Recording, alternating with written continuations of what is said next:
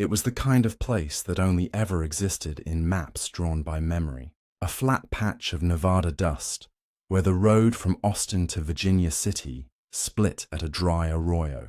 The town, if you could even call it that, was named Pahrump Wells, and in 1868 it consisted of exactly three things: a water trough, a stone well, and the long adobe structure they called the depot. But this story doesn't begin with the depot. Not yet. It begins with a letter, torn at the edges, ink faded from sun and sand. The letter was never sent. It was found in 1904, tucked into the spine of a hollow wax sculpture inside the shuttered annex of the Chicago Curiosity Museum. The sculpture was of a man seated at a desk, mid-writing. He wore a broadcloth vest. His fingers, wax-thick and yellowing, clutched a half-formed pen. Inside the hollow of that figure was a note that read, "My name was Tobias. I was alive when he began. The Wild West has many stories. Tales of outlaws and bloodshed, of shootouts and silver rushes, but there are also the stories no one tells. The ones that don't make it into dime novels or family lore. Stories that got buried beneath floodwaters or burned in the ledgers no one dared to keep." This story is one of those. Our setting is Nevada Territory, 1868. The silver boom had come and gone. Virginia City still smoked with profit. But most towns west of the Comstock Lode had already shriveled into bone-dry husks. Freight teams passed less frequently now. Men came looking for gold and left owing more than they brought. Telegraphs came days late, if they came at all. And law? Law was whatever a man could enforce with two hands and enough witnesses.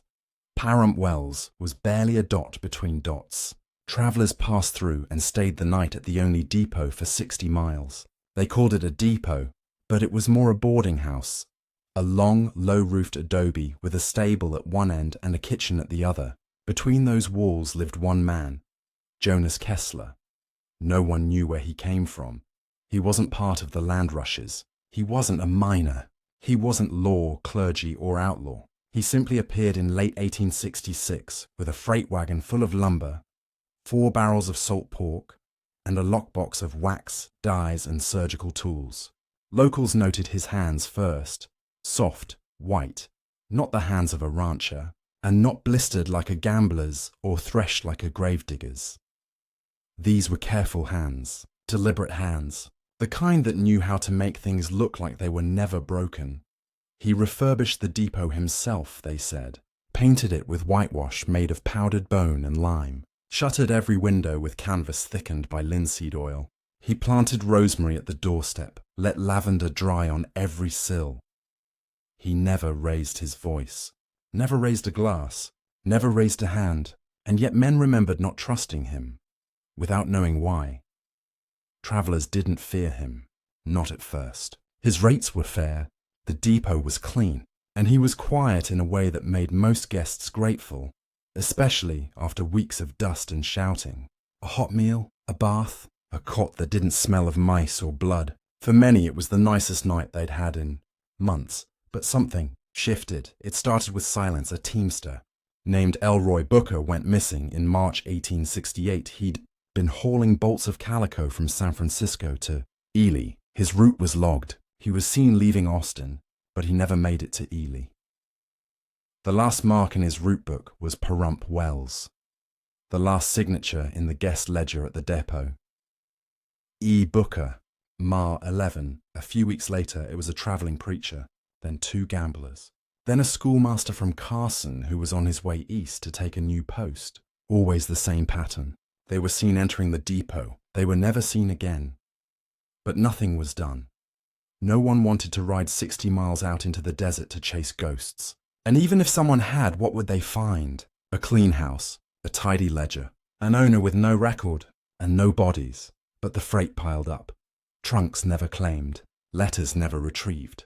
Wire payments never confirmed. It began to strain the systems of men who were used to chaos, but not erasure. These men wrote everything down, for payment, for passage, for liability. And this ledger, this clean, too clean ledger, began to smell. That's when Deputy Marshal Thomas Pike was assigned to ride through. Pike had no gunfighter's flair. No polished spurs or silver badge. He was a paper man, an office man, but he read ledgers like novels and margins like motives. He knew what it meant when things were too tidy. He arrived in Pahrump Wells in June. Jonas Kessler greeted him in the evening sun, his sleeves rolled, his boots dustless. He offered Pike a room, which the deputy accepted. They shared a meal of lentils, salt pork, and cornbread. Kessler spoke of droughts, the decline in travelers, the loneliness of desert life. Pike asked no direct questions. He simply watched. He noted the absence of insects near the kitchen. Strange, considering the summer heat. He noted the faint scent of turpentine, even in the bath water. He noted that the guest book, immaculately kept, had no signatures between March and June, despite freight records suggesting at least 8 men had passed through. Pike stayed 2 nights. On the second night, long after the lanterns were dimmed and the wind had settled into a hush against the canvas shutters, he heard it. A faint squeak, a rope pulley, a wheel, a hinge. He followed it to a locked hallway. Kessler, appearing from the darkness, smiled, said it was the pantry wing, off limits due to a rat infestation. He offered Pike a nightcap, something to dull the nerves. Pike declined. In the morning, he rode on, but his mind stayed behind. Weeks passed. A dust storm tore through the territory, scouring trail markers and flooding gullies. News was delayed, but when it came sharp. 2 travellers had arrived in Ely 4 days apart. Both claimed to have left trunks at Pahrump Wells, never received. One had been told he had never checked in, the other that he had cancelled his stay. But both had the depot's meal tokens. Pike returned. What he found would not be spoken aloud for decades. The reports were sealed. The depot itself was condemned, but the wax man at the Chicago Museum was never destroyed, and the note inside him, still legible, still waiting. My name was Tobias. I was alive when he began. When Deputy Marshal Thomas Pike rode back into Pahrump Wells the second time, the depot looked the same, too much the same. It had been almost 2 months. 2 months of storms and drought, heat and wind. Other buildings in the territory wore those months like wounds. Warped doors, sand-drifted roofs, broken shutters. But the depot stood unblemished, like it had been hermetically sealed from the west itself. Even the rosemary looked greener than before. Pike dismounted. This time he didn't announce his presence. He didn't ask for a meal or a room. He tethered his horse out of sight and approached from the rear, boots muffled by wind-packed sand. The back door was locked, but not barred. He eased it open with a gloved hand. The hinges gave only a polite groan. Inside, the air was heavy with oil and dried herbs. Not the sharp antiseptic of illness, but the scented quiet of preservation. The kitchen was clean, too clean. Pike ran a finger along the stove frame. Not a speck of ash, no soot in the chimney lip, as if no meal had ever been cooked. Not last night, not last month. He stepped into the hallway. This time, he went left, toward the pantry wing, where he'd been turned away before. The hallway was narrow and low-beamed, the kind that demanded a man's stoop. Dust clung to the rafters, but not the floor. That had been scrubbed smooth. The air was 10 degrees cooler, as if the walls themselves exhaled from some hidden root cellar below. The first door he tried was unlocked. Inside, a storeroom of supplies: salt pork, cornmeal, jars of lye and vinegar, a row of wax tins, all neatly labelled. Some labels bore dates over a year old, but the contents inside looked untouched. The next door opened to darkness. Pike lit his lantern. What flickered into view didn't make sense. A mannequin, seated in a chair, dressed in a miner's gear, canvas overalls, stained gloves, a tin pan balanced in his lap, face tilted slightly upward as if listening. But it wasn't a mannequin. Not exactly. It was too detailed. The lashes, the skin mottling, the split of the lip, realism that bordered on revulsion. Pike stepped closer. He caught the faint scent of formalin beneath the wax and lavender, and then he saw the ear. The lobe had a gold stud. He'd seen it before, on the missing gambler out of Carson. a man who never travelled without his luck earring.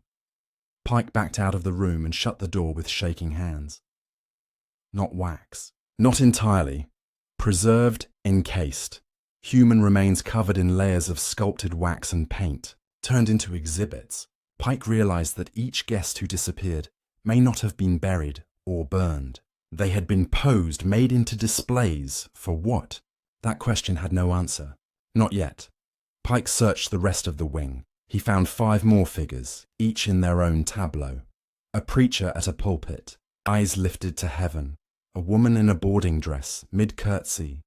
A child with a slate in hand, smile frozen in wax. A barkeep mid-pour, and one he knew well, the teacher from Carson, now seated at a desk, chalk in hand.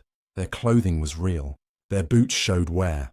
Their hands had dirt under the nails, encased in varnish. It was art, but not the kind that belonged in any gallery.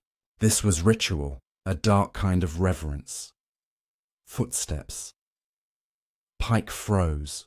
From the far end of the hallway, soft and slow, Kessler appeared. Calm, clean, his face unreadable. "Marshal Pike," he said. "I wondered when you'd return." Pike kept his hand near his belt, not on his revolver but close. "What is this place, Mr. Kessler?" Kessler looked past him, toward the closed doors. "A sanctuary," he said, "for those the world forgot." He spoke with no shame, no panic, as if he had long rehearsed this moment. He explained that he had once worked in a medical academy in New York, that he had been a dissector, a preparator of cadavers, that he had grown tired of how men were discarded once studied. He wanted to give them purpose. These were transient men, Kessler said. Gamblers, drifters, some had no names, no kin. He claimed he did not kill, that each subject had passed of natural means. "But you posed them," Pike said. "I gave them dignity." Pike looked at the child. "That one?" Kessler paused. "Not all came alone. Some were left behind. What would you have me do? Let the coyotes take them?" It was madness, but not the frothing kind. This was cold, controlled. A collector's obsession. Pike arrested him. No fight. No resistance. Kessler even packed his own satchel. "Bring my ledger," he said. "They'll want it." They did. The trial in Virginia City was held behind closed doors. Witnesses were few. The law had no protocol for what had been found. Technically, Kessler had committed no murder. No clear foul play, only desecration. The verdict: indefinite institutionalization. He was sent to a sanatorium in eastern Pennsylvania. He died 3 years later. But the story didn't end. The figures, the wax-covered corpses, some were quietly buried, others were destroyed. But one, the man at the desk, was claimed by a museum in Chicago. They said he was a masterwork, a marvel of frontier folk, art. They never opened the cavity where his spine had been, hollowed to fit a message, not until 1904, when a curator dropped him and the seam split inside. A letter. My name was Tobias. I was alive when he began. He asked me to pose for a moment, just to hold still. He said it would be easier this way. I believed him. Pike never returned to Pahrump Wells. The depot was condemned, then burned in a brushfire years later. All that remains is a patch of scorched rosemary, and the smell of turpentine in the stones when it rains. And that wax man, still seated, still waiting. Before the salt winds of Nevada ever sanded his boots, before the depot ever bore his name, Elias Kessler had another life. He lived under gaslight and snow, not in the lonesome hush of Pahrump Wells, but in the throbbing heart of Manhattan's East Side, near the dissecting halls of Bellevue Hospital Medical College. There, he wasn't the quiet caretaker of a desert outpost. He was Dr. Elias Kessler, assistant instructor in anatomical preparation, one of the nameless, sleepless men who boiled flesh from bone under flickering lamps. It was 1864. The Civil War was coughing blood across the country, and cadavers were plentiful, too plentiful. Kessler came to anatomy not through passion, but necessity. He'd wanted to be a portrait artist. His early sketches had been praised by instructors at the Hudson Guild School. especially his obsession with hands and bone structures. But there was no market for art that showed the truth too closely. Make them soft, his mentor had said. People don't want to see the tendons. So he enrolled at Bellevue. He studied medicine, but drew obsessively. Every face he saw, dead or living, he recorded. When he couldn't get time with the cadavers, he paid gravediggers for practice limbs. He learned to deflesh without breaking bone, to extract spinal cords in a single motion. His notes were exacting, disturbingly so. No man should be that gentle with the dead, said one instructor. In the winter of 1865, the scandal began. A series of anonymous drawings began circulating among the Bellevue students, detailed renderings of cadavers posed like living people, reading books, playing chess, knitting. The sketches were meticulous, so were the annotations. At first, they were dismissed as gallows humor. Then someone recognized one of the corpses, a woman who had died from typhoid. Kessler had assisted in her dissection. Her pose in the drawing matched her family's only surviving portrait, including the bonnet tilt. Whispers turned to accusations. Bellevue's board convened a hearing. Kessler admitted to drawing the dead. To preserve their dignity, he said. To remember them whole. He was dismissed. Not for malice, but for obsession. The press never got wind of it. The hospital covered it quietly. But in medical circles, Kessler's name was known, whispered as a caution. Too soft for the grave, too firm for the soul. He drifted. By 1868, he was spotted briefly in Baltimore, working as a mortuary assistant. Then in St. Louis, assisting in a diorama museum. Finally, by 1870, he vanishes from city records entirely until he appears again in Nevada. That gap, those missing 2 years, were never fully explained. But later, in a trunk discovered among his depot possessions, Pike found a bundle wrapped in old oilcloth. Inside were journal pages and drying sketches. They were labeled by date. Some read, July 11th, 1869. She blinked. Not muscle, not reflex. It was memory. Aug 2, 1869. He wept during the pose. I am certain. I must be. Others were full anatomical diagrams, but altered. Human forms split with animal anatomy. A spine replaced by coiled branches. A rib cage opened into a bird cage. The last page bore only a phrase. Memory is posture. Dignity is pose. Immortality is preservation. After his Bellevue dismissal, Kessler's letters to colleagues had grown stranger. One, sent to a professor in Philadelphia, reads, "We treat the dead as void, as empty. But what if the soul is not extinguished, only suspended?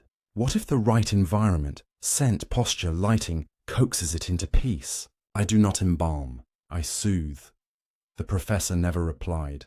Another letter, sent to his only sister in Brooklyn. "They say I linger too long in silence. But how else can I hear them? Every muscle has a memory. Every tendon remembers tension. We all die in the middle of a sentence. I merely help them finish it." She burned the letter. This was the mind that arrived at Pahrump Wells. A man carrying not just tools and training, but beliefs, private rituals, a code known only to him. Pike would later write in his report, "Kessler is not a killer, but he is not sane. He believes he does good, that his figures are not trophies, but redemptions." Kessler, upon arrival in the Nevada territory, filed no property deed. He squatted the depot, long abandoned, and began repairs. Locals assumed he was hired by the rail line. No one checked. He received mail, freight, supplies, but no visitors. He made no friends. When asked if he was lonely, he replied, "How could I be? I'm surrounded by lives." By the time Pike first visited, the depot was already full. Not with passengers, but with residents. They didn't breathe, but they stood, sat, knelt, listened. He had created a museum, but not of history, of humanity, frozen in its last unfinished sentence. And now, Pike understood, the museum had been decades in the making. Not some sudden madness in the desert, but the final act of a play written long ago in the alleyways of Manhattan, beneath the formaldehyde lamps of a dissecting room, where Elias Kessler learned to trade blood for reverence and silence for immortality. What comes next is not justice, not yet, only the long walk back to the depot, where one more figure waits to be found.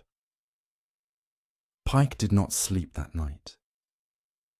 He sat on the wooden stoop of the Pahrump Wells jailhouse, watching the moonlight skim the sandflats. The desert, once vast and empty, now felt full, as if eyes blinked open between the creosote and stone. Every cricket chirp was a whisper, every gust of wind sounded like breath. Kessler's story had upended something in him. A man who'd once thought the worst of the West was its hunger now realized. Some men came here not to escape justice, but to escape interruption, and in the silence, they grew strange. By sunrise, he returned to the depot.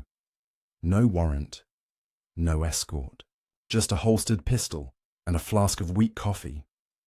Inside, the air smelled of formaldehyde and dust. The figures remained where he left them, posed in silent witness. Pike walked through the still museum of men and women whose names he did not know. He noticed something. They had changed, or perhaps he hadn't seen clearly before. A man in a stovepipe hat was posed by the window, hand lifted in farewell. His fingernails were freshly clipped. A woman seated with a book had her pages turned to a different chapter. A boy by the stove now wore a scarf. Pike didn't recall. Someone had tended them in the night. Kessler wasn't just preserving them, he was living with them. In the depot's rear storage room, behind a rotted door, Pike discovered the second chamber. Here, the macabre became unbearable. More figures, less finished. Some lacked hands, others had heads wrapped in cloth, their features still forming under waxen paste. One figure, a tall man with a half-completed moustache, had a paper pinned to his chest. Father, final adjustments pending. Another bore a label, mail clerk, lost in flood, memory incomplete. These were not recreations of real people. They were interpretations, effigies made from scraps of story, built from half-remembered news clippings and passing conversations. Memory, it seemed, could be sculpted. In a rusted drawer beneath the table, Pike found the journals, over 20 notebooks, each labelled by month and year.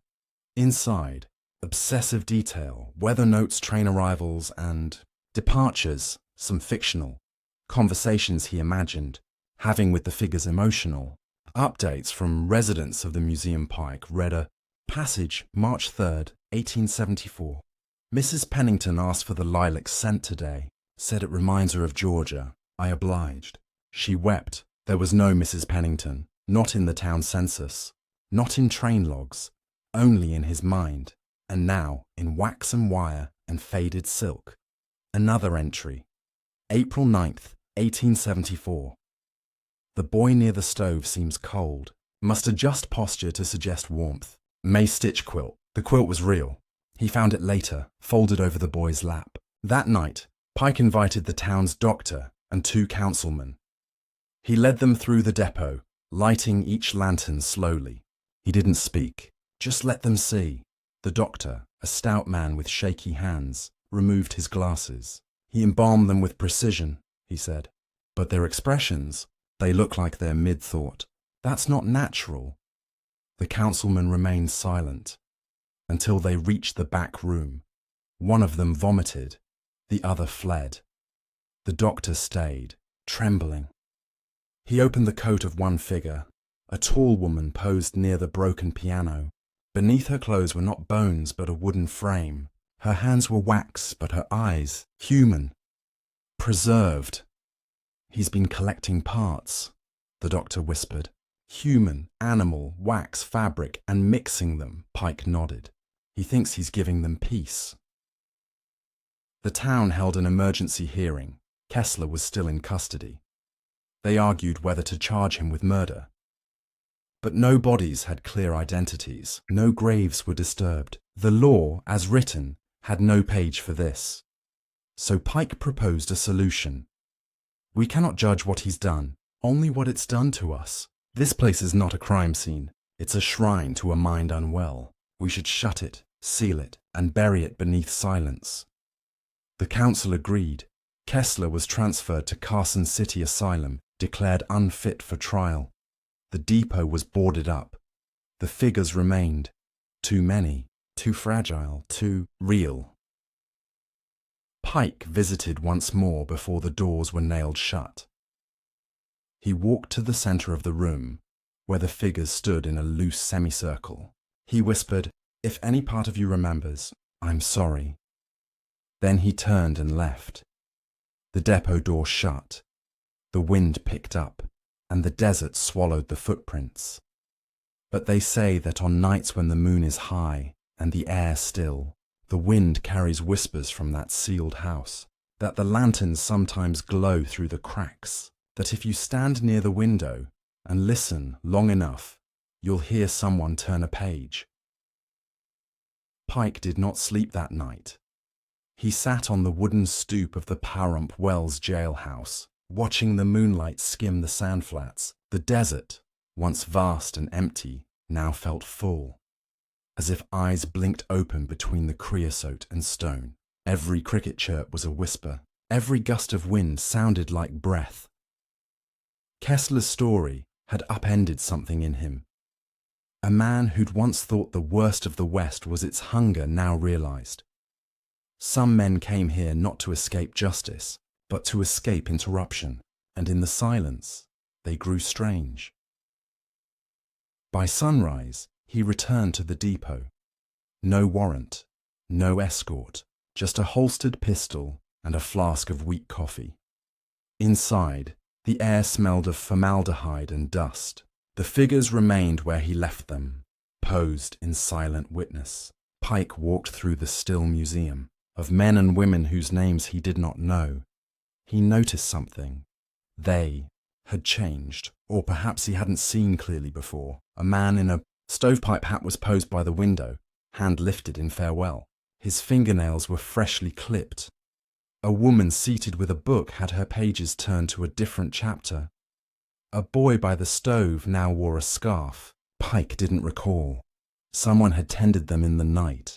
Kessler wasn't just preserving them, he was living with them. In the depot's rear storage room, behind a rotted door, Pike discovered the second chamber. Here, the macabre became unbearable. More figures, less finished. Some lacked hands, others had heads wrapped in cloth, their features still forming under wax and paste. One figure, a tall man with a half-completed moustache, had a paper pinned to his chest. Father, final adjustments pending. Another bore a label. Mail clerk, lost in flood, memory incomplete. These were not recreations of real people. They were interpretations, effigies made from scraps of story, built from half-remembered news clippings and passing conversations. Memory, it seemed, could be sculpted. In a rusted drawer beneath the table, Pike found the journals, over 20 notebooks, each labelled by month and year. Inside, obsessive detail, weather notes, train arrivals, and departures, some fictional conversations he imagined. Having with the figures emotional, updates from residents of the museum. Pike read a passage, March 3rd, 1874.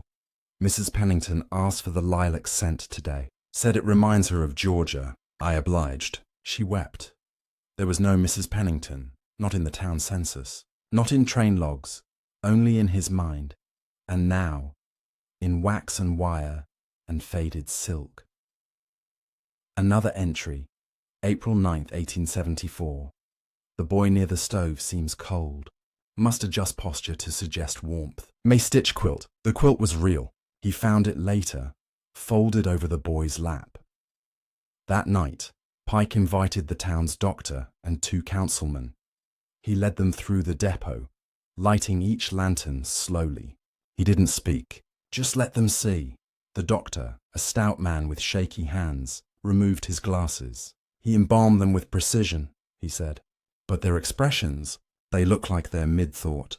That's not natural. The councilman remained silent until they reached the back room. One of them vomited, the other fled. The doctor stayed, trembling. He opened the coat of one figure. A tall woman posed near the broken piano. Beneath her clothes were not bones but a wooden frame. Her hands were wax, but her eyes, human. Preserved. "He's been collecting parts," the doctor whispered.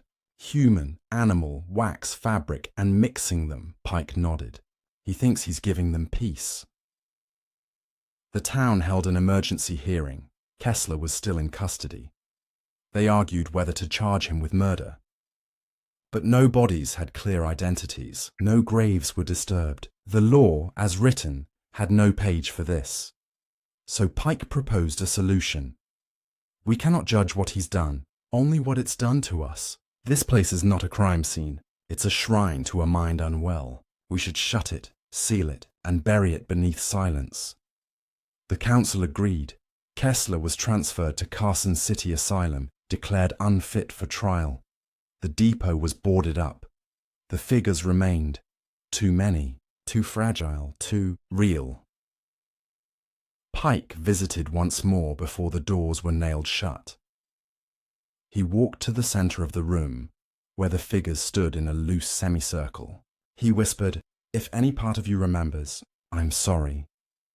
Then he turned and left. The depot door shut.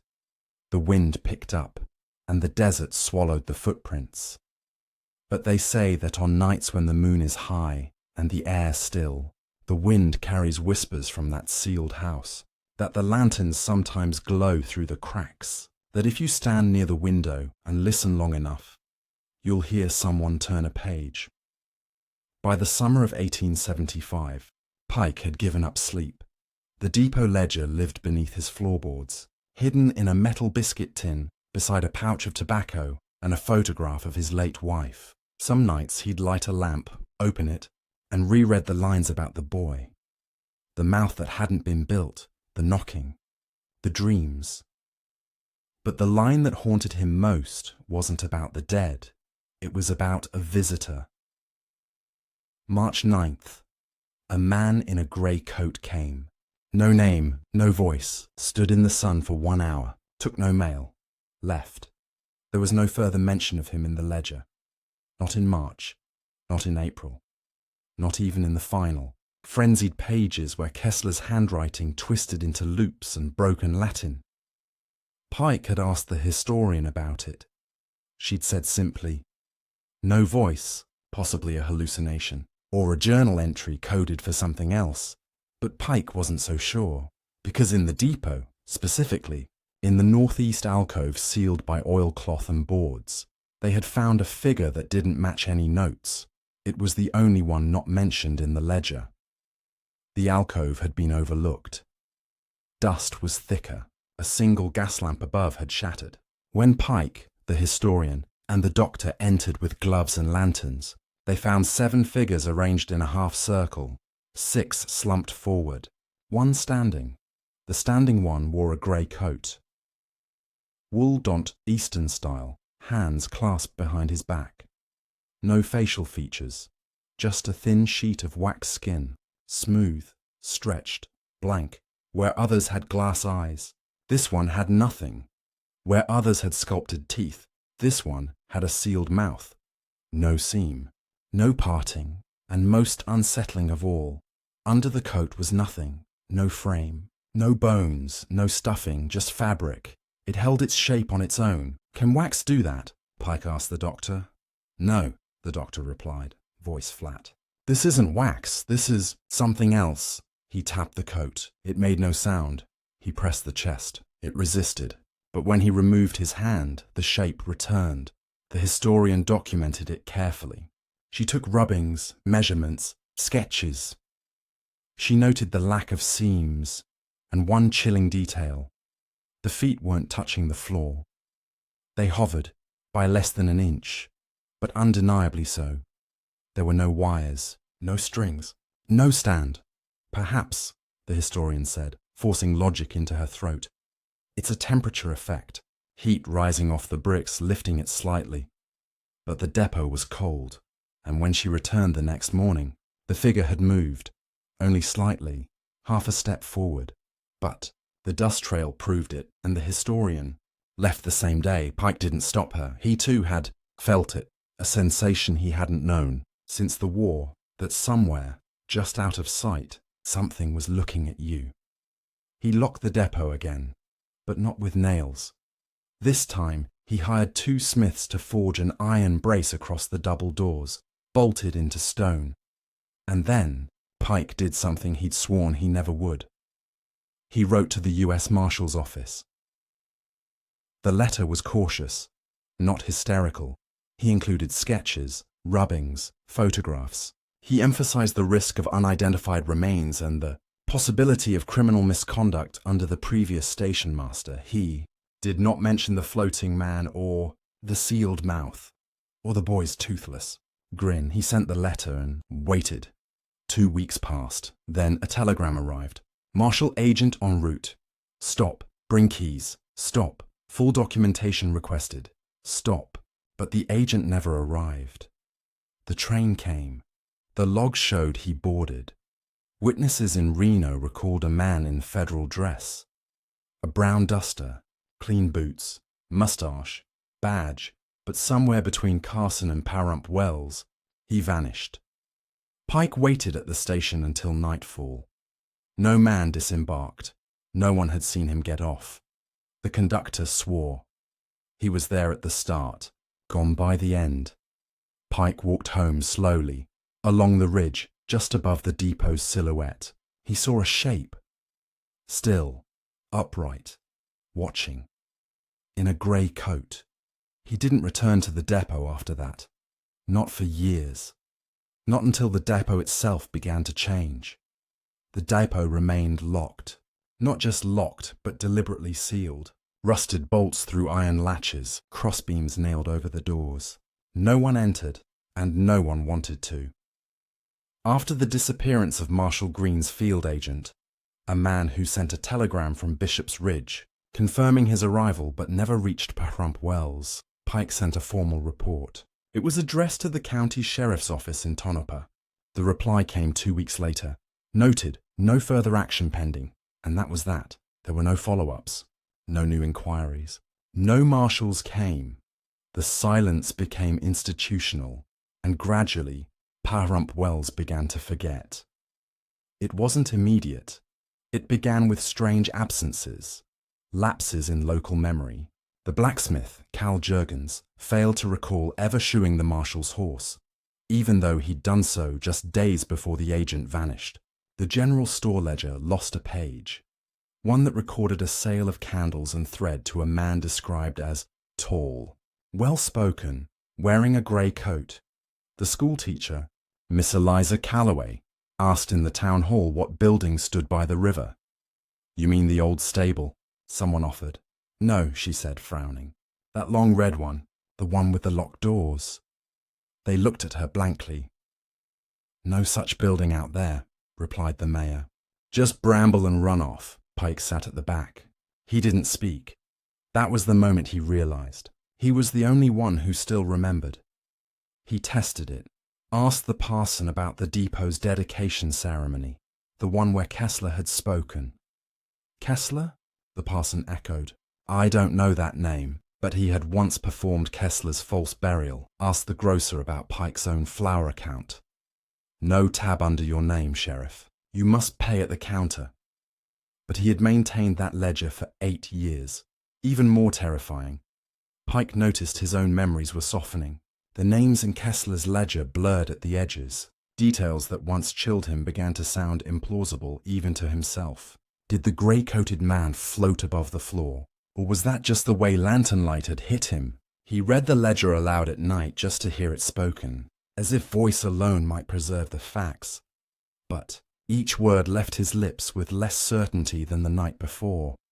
Then came the disappearance of Ellis, a 10-year-old boy who had been staying with his aunt on the Western Range. One afternoon he left for town, half-a-mile walk, sun overhead, boots still new. He never arrived. Search parties scoured the desert. They found his lunch tin near the road, still packed. No signs of struggle, no blood, no tracks beyond his own, except Pike found them.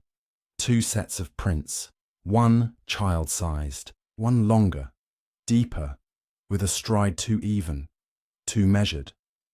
They led toward the depot. They stopped at the door. No return tracks. The next morning, Pike found the iron brace bent. Not broken, not cut, just bowed outward. He showed it to the town council. They stared like he was mad. "Sheriff, there's no depot there." "Just a storage shed," said the mayor. "What about the prince? The child?" "He likely wandered south. We should ask the Paiute camps." "But I saw—" "Sheriff Pike," the mayor said more gently, "perhaps it's time you rested." He left without arguing. Back at his cabin, he sat with the ledger again. Its cover was curling. The ink looked thinner. He read, "They will sleep eventually. They will forget me. That is safest. But the one in grey, he dreams differently. He learns." It grew worse. Weeks passed, and Ellis became a rumour. Then a mistake. "Wasn't he your cousin's son?" "No, he never lived here." "Must be from the next town over." And then, nothing. Even Pike struggled to recall the boy's face. He could remember drawing the locket's image in his journal, but when he opened it, the page was blank. He traced it again, shaking, whispering Ellis's name over and over like a prayer. No ink stayed. One final time he visited the depot. The boards were still nailed. The latch, though misshapen, held firm, but he could feel something inside, like breathing, slow, heavy, waiting.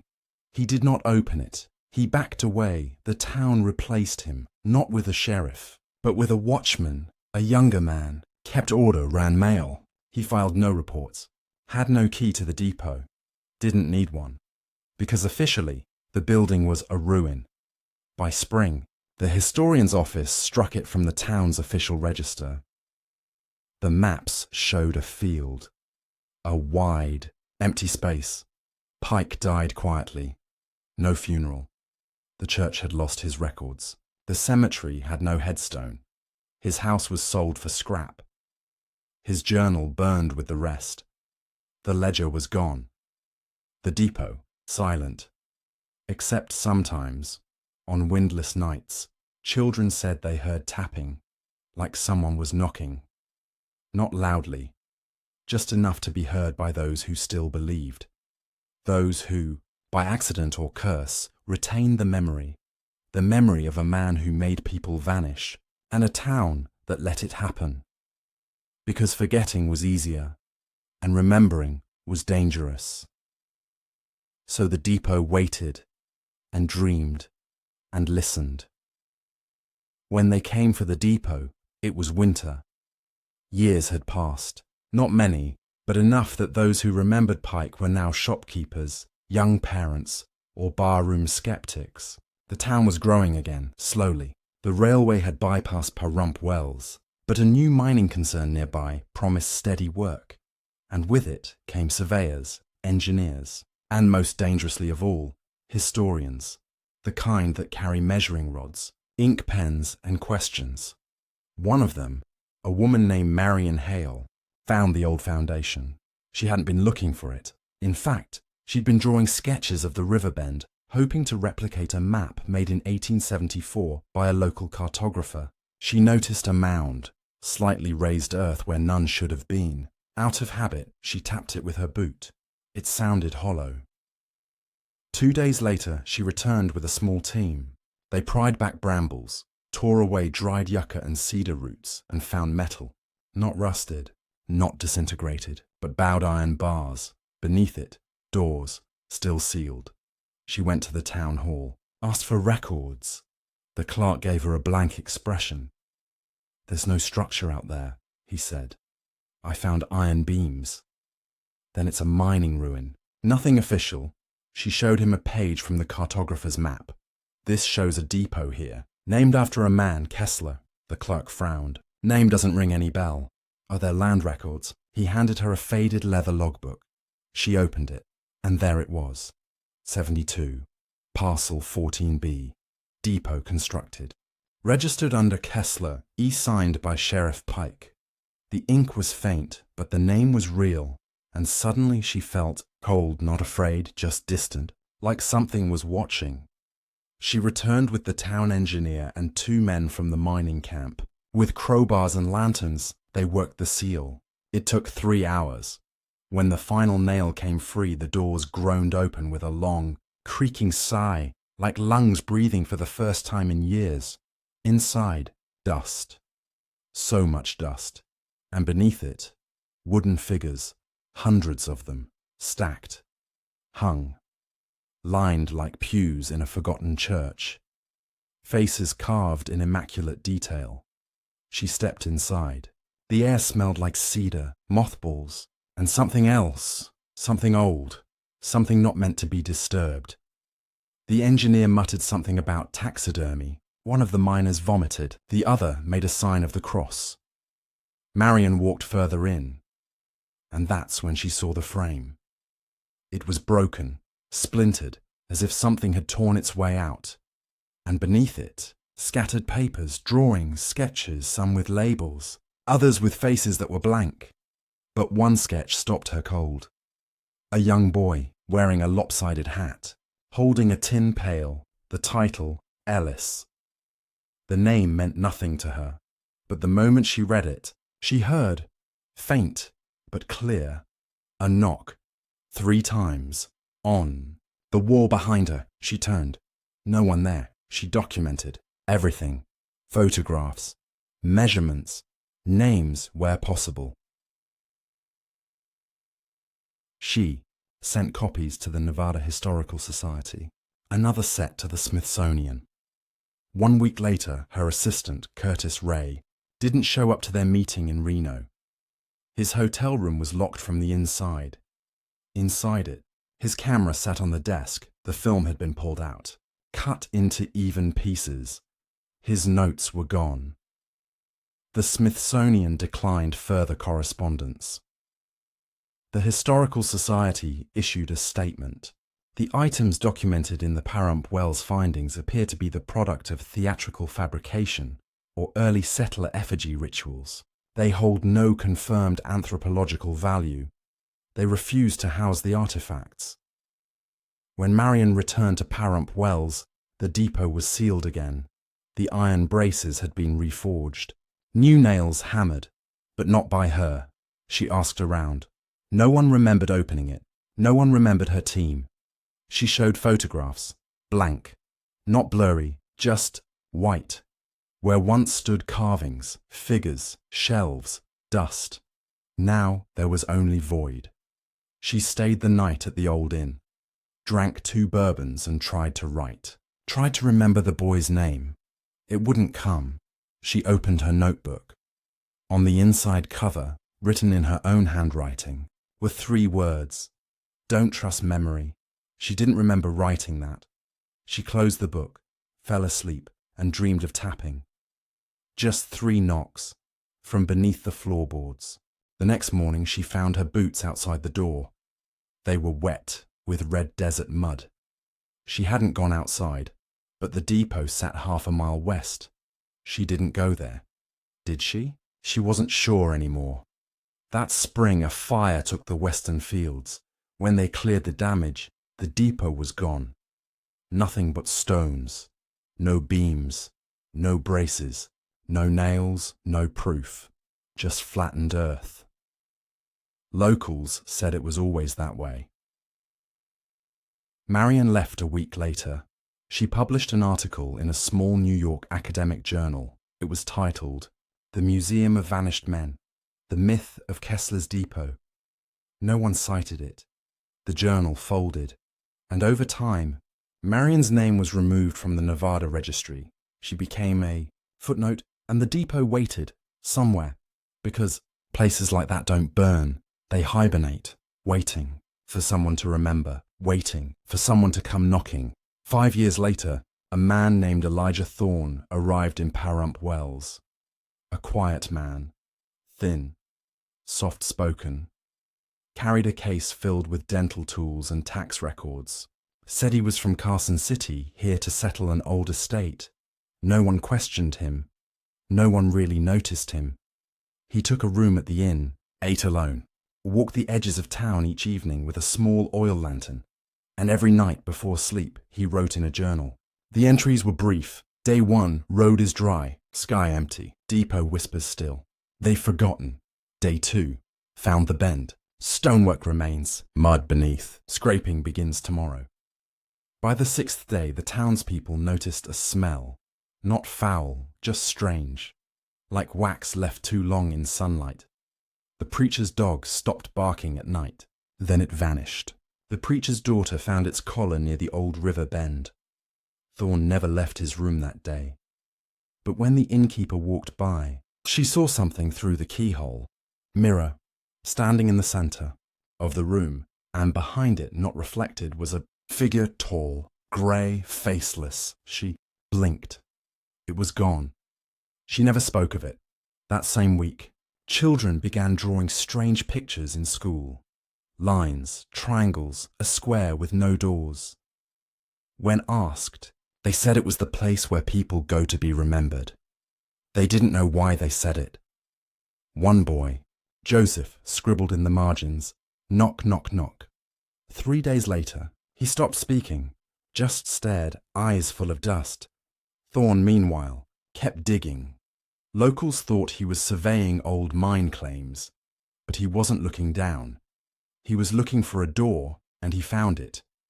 2 feet beneath the surface, buried in clay and soot, charred boards bent inward, like something had tried to force its way out. He knelt, placed his hand on the centre plank, and whispered, "I remember."